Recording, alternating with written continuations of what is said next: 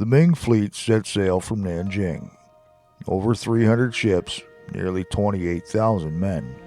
The flagship alone stretches almost 400 feet long with 9 masts and 12 enormous silk sails, larger than anything Europe would build for centuries. They reach India, Arabia, and the coast of East Africa, bringing gifts, collecting tribute, and mapping unknown shores. 7 voyages over 28 years. The Admiral is Zheng He, a Muslim eunuch captured as a boy who rose to command the greatest armada in history. China could have colonized the world. Instead, they burned the ships and turned inward. This is the epic story of Zheng He and the treasure fleets that could have conquered the world, but didn't. From captive boy to Grand Admiral. Zheng He was born Mahi around 1371 in Yunnan to a Muslim family of Mongol descent. At age 10, Ming forces conquered the region. Young boys, including Mahi, were captured, castrated, and taken into imperial service as eunuchs. He served Prince Zudai with intelligence, loyalty, and remarkable physical presence.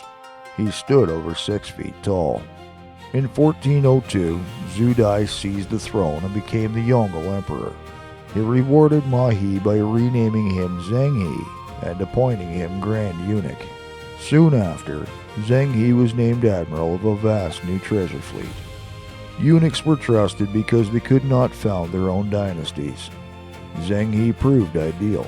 He was a skilled diplomat and military leader, and a devout Muslim who could connect easily with the Islamic world.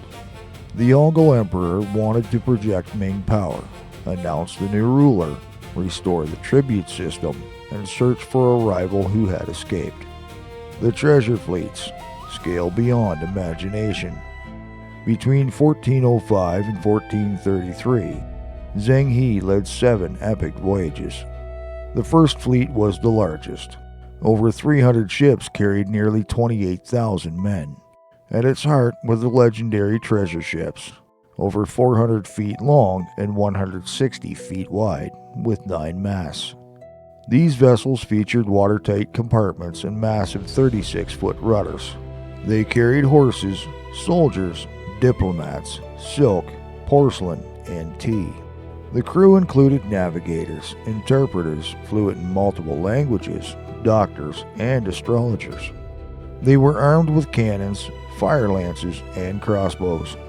The fleet visited more than 30 countries from Vietnam and Java to Malacca, Ceylon, Calicut in India, Hormuz, Aden, and as far as Mogadishu and Malindi on the East African coast. They traded, collected tribute, and sometimes installed friendly rulers.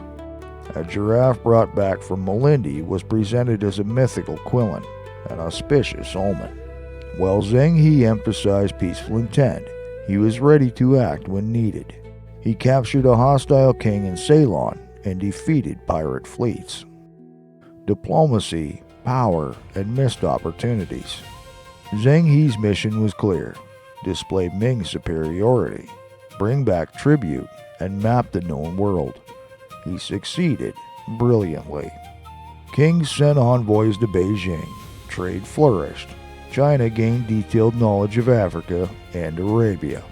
With superior technology, including the magnetic compass, stern post rudder, and watertight bulkheads, China was centuries ahead of Europe. They could have established permanent colonies and bases across India and Africa. But their goal was prestige and tribute, not conquest. No overseas empires were built. When the Yongle Emperor died in 1424, the wind shifted. Confucian officials opposed the costly voyages, which drained the treasury and empowered eunuchs. One final voyage sailed under the Xuan Emperor in 1431 to 1433. Zheng He died during or shortly after it, possibly at sea or in Nanjing. The end of an age of exploration. After 1433, the voyages stopped. Fleet records were destroyed or hidden. Ships were left to rot or deliberately burned. By 1500, building ships with more than 2 masts was banned. China turned inward and focused on threats from the north. The reasons included the enormous cost, court politics between Confucians and eunuchs, a sense of self-sufficiency, and no pressing external enemy. Meanwhile, tiny European fleets from Portugal and Spain began venturing across the oceans. Columbus sailed in 1492 with just 3 small ships. If China had continued, the course of history might have been very different, possibly with Chinese colonies in the Americas, Africa, or Australia. Instead, isolation left China vulnerable. Centuries later, it would be unprepared when Western powers arrived during the Opium Wars. Legacy of the Lost Fleet. Today, Zheng He is remembered in China as one of the greatest explorers, with statues, museums, and festivals in his honor. In the countries he visited, including Malaysia, Indonesia, and Kenya, he is still honored as a bringer of peace and friendship. While theories claiming Zheng He reached America remain controversial and largely debunked, the scale and reality of his voyages are undeniable. Zheng He showed the world that China could project immense global power, then chose to withdraw it.